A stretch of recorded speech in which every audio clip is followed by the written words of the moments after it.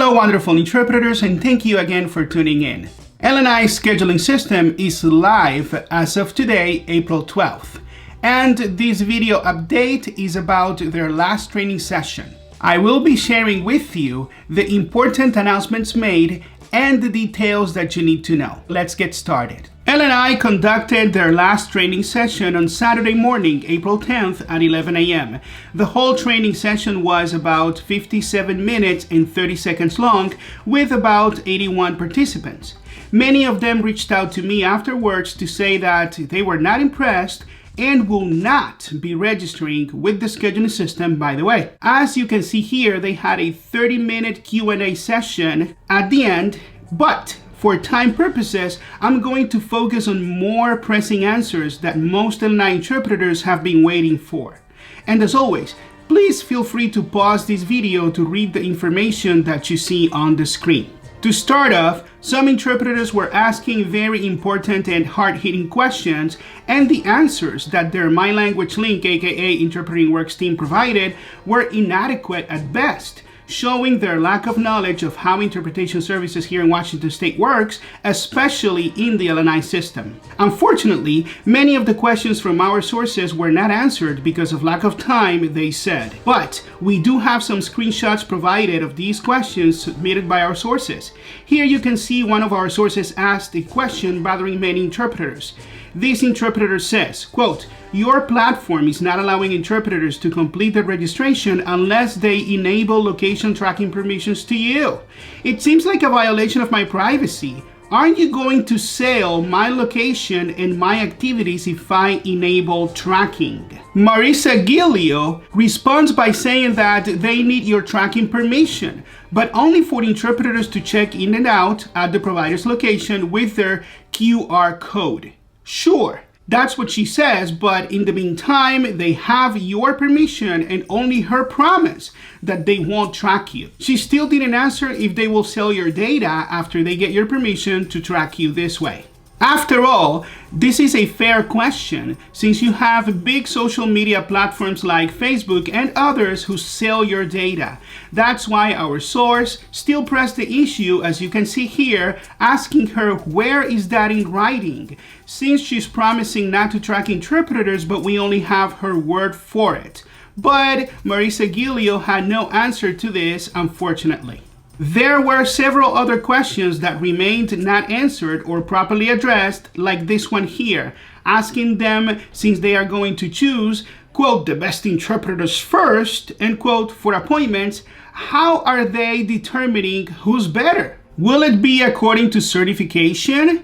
Most L&I interpreters are DSHS certified, so will they consider a nationally certified interpreter better, even if that interpreter never worked in the L&I system before? Here, Emily from L&I confirms that interpreters won't have to pay the $7.50 administrative fee, but instead, L&I will pay it to My Language Link, aka Interpreting Works, per encounter. Sure, so much for L&I not spending money for this, huh? Like paying $1,400,000 plus a year to this company for these services that nobody asked for.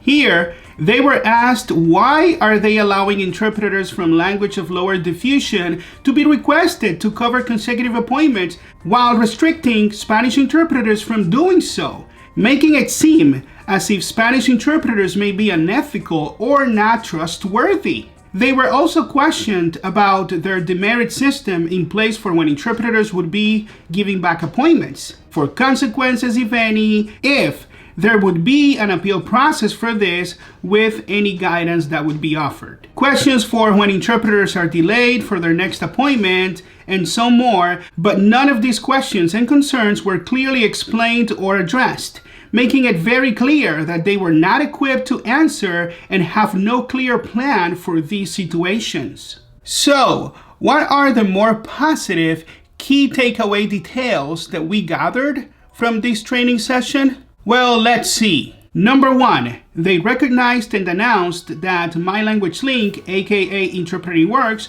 will be paying workers' compensation for interpreters, as we made L&I realize this because it wasn't being addressed just mere days before implementation. I want you to keep in mind that this is just another example of the kind of work that we have been doing before even becoming the certified union for L&I interpreters.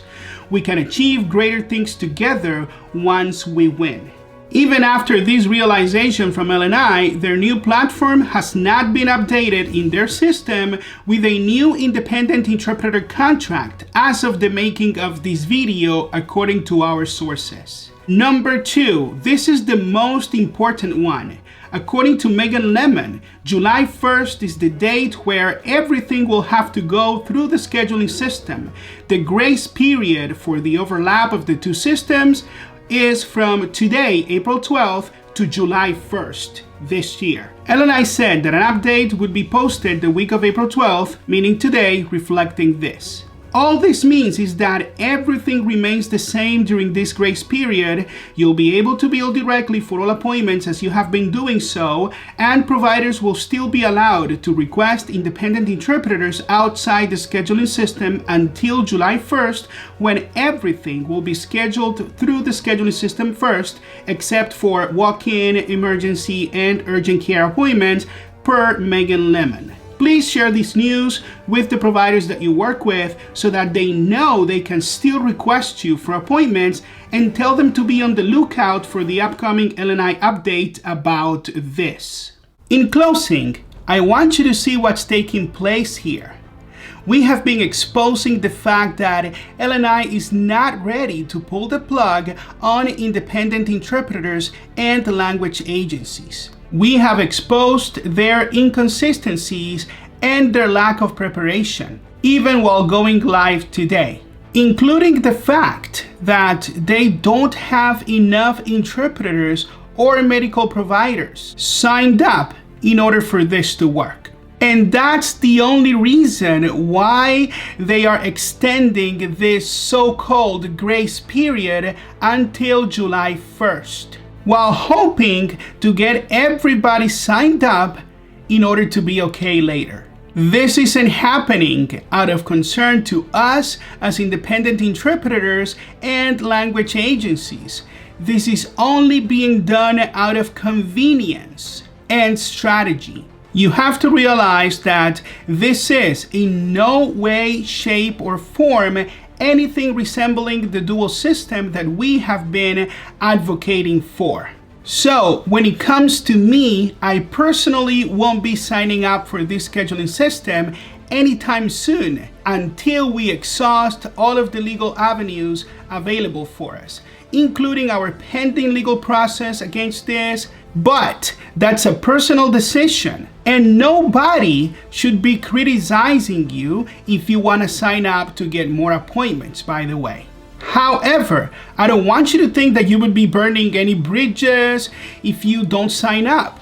You are either available for these appointments or not. You will always have the choice to join now or join later whenever you feel like it. With that said, this is not here to stay. Not while we have a pending legal process and this upcoming election with PERC. We will only be able to fully protect our independence and freedom by having our own certified union once we win this election. Please stay tuned for the upcoming updates about our legal complaint against this system and the election process. We need your help now, so please support the only movement that's working non-stop to preserve our freedom. Find the instructions and the link to send us your signed card in the description below. Also, help this channel by sharing this video and subscribing if you haven't done it in order to keep on getting more relevant information for our interpreting community. See you in the next video. Do not lose hope, and as always, God bless.